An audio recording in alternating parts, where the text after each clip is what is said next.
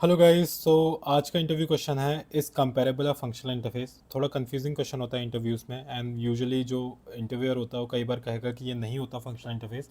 But I am going to tell you the logical things here, so that I आपको भी खुद decide कर सकते हो कि ये फंक्शनल इंटरफेस है या नहीं, comparable interface.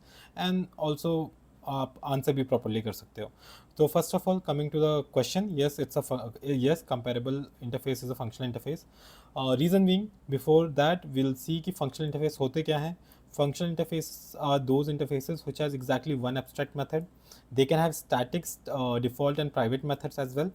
Also, functional interface annotation उन पे हो भी सकता है, but that is not required, but it's recommended कि लगा दिया करो, ठीक है, ये annotation, so that it can help the Java compiler. Now coming to comparable interface में ना एक एब्स्ट्रैक्ट मेथड होता है, दैट इज़ कंपेयर टू। उस पर फंक्शनल इंटरफेस एनोटेशन तो नहीं है, लेकिन still we can call it a functional interface. Reason being, we can do all the necessary things required in functional interface, वो इसमें भी होती हैं, ठीक है। एक बार कोड लेवल पे देखते हैं, फिर मैं बाकी पॉइंट्स भी एक बार बताता हूँ आपको ये क्या है।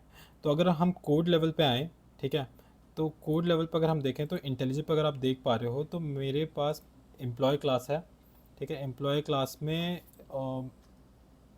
अगर हम देखें तो यहाँ पे मैंने ऑलरेडी कुछ इम्प्लीमेंटेशंस करी थी, लेट्स डू देम अगेन आपको समझाने के लिए।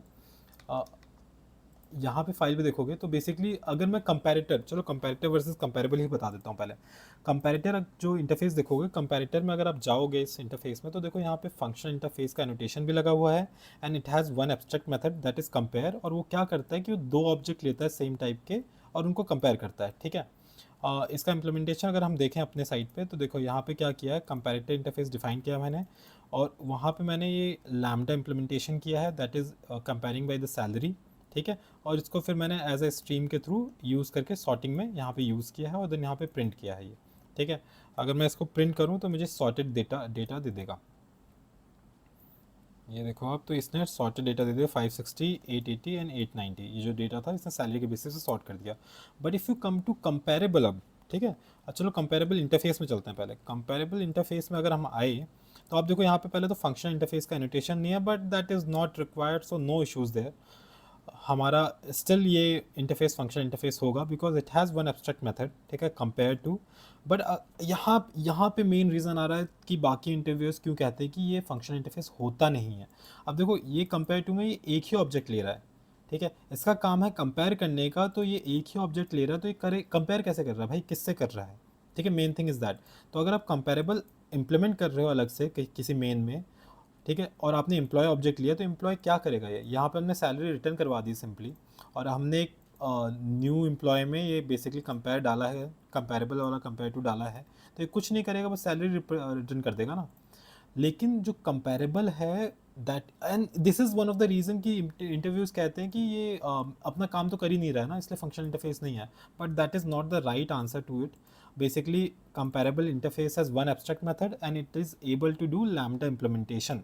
चाहे उसका लॉजिक नहीं बन रहा है, लेकिन लैम्डा इम्प्लीमेंटेशन कर पा रहा है, तो ये फंक्शनल इंटरफेस है, ठीक है, टेक्निकली। तो आंसर में भी आप यस ही बोलोगे। अब देखो कंपेरेबल एक बार देख भी लो कि इम्प्लीमेंटेशन करता क्या है। अगर आप यहाँ देखो तो मैं यहाँ पे इस क्लास लेवल पे, एम्प्लॉय क्लास लेवल पे कंपेरेबल इम्प्लीमेंट करवाता हूँ, कंपेरेबल ऑफ एम्प्लॉय, ठीक है, और ये इसका मेथड इम्प्लीमेंट कर देगा कंपेयर टू। और यहाँ पे देखो कंपेरेबल क्या करता है, इसका मतलब ये दिस ऑब्जेक्ट से कंपैरिजन करता है, दिस ऑब्जेक्ट से, इसलिए हम बाहर यूज़ नहीं कर पा रहे थे इसको, ठीक है। तो यहाँ पे नेचुरल ऑर्डरिंग सैलरी के बेसिस पे कर देगा, ठीक है। तो यहाँ ये ऐसे काम करता है, एंड आपको मैंने ये दिखा दिया कि इसका एक एब्स्ट्रैक्ट मेथड है हमारे पास। नाउ कमिंग टू, हम आते हैं अपनी थ्योरी पे। तो अगर आपसे इंटरव्यू में बोला जाए तो डू टेल देम कि देखो भाई, कंपेरेबल इंटरफेस में एक एब्स्ट्रैक्ट मेथड है, और ठीक है, और दूसरा यहाँ पे फंक्शनल इंटरफेस होने का रिक्वायरमेंट नहीं होता, लेकिन still that is not a criteria for being a functional interface, तो इतना कोई इशू नहीं होगा इससे।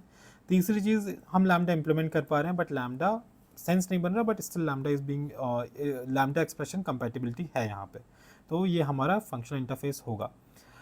तो आप आंसर कर देना यस फॉर दिस। एक छोटा सा रीज़न, एक पॉइंट और है कि कंपेरेबल इंटरफेस जो था ना, वो जावा 8 से पहले से एग्जिस्ट करता है। जावा 8 में हमारा फंक्शनल इंटरफेस का कंसेप्ट आया था, तो that could be the reason नहीं दिया गया है एनोटेशन वो उस इंटरफेस पे, but I guess main thing is कि इसका फंक्शनल इंटरफेस मतलब बेसिकली लैम्डा इम्प्लीमेंटेशन का कोई लॉजिक नहीं है, तो this is the main reason कि बोला जाता नहीं है, बट आपको मैंने सारे पॉइंट्स बता दिए काउंटर करने को, सो अकॉर्डिंगली आंसर। ओके।